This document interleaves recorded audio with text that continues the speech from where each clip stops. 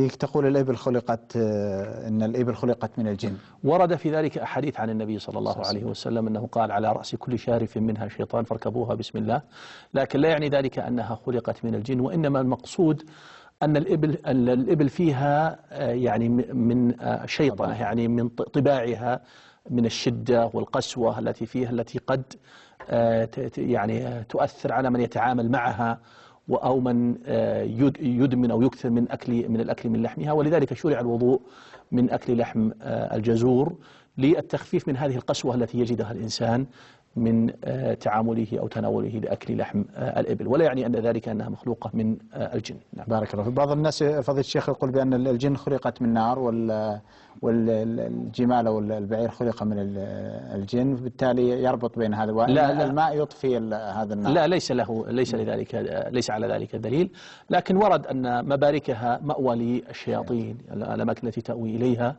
وأنها قد تصحبها الشياطين، فكل هذا لا يعني أنها خلقت منها، وإنما هي يعني فيها شيء من القسوة والشدة في من يتعامل معها. بارك الله فيك.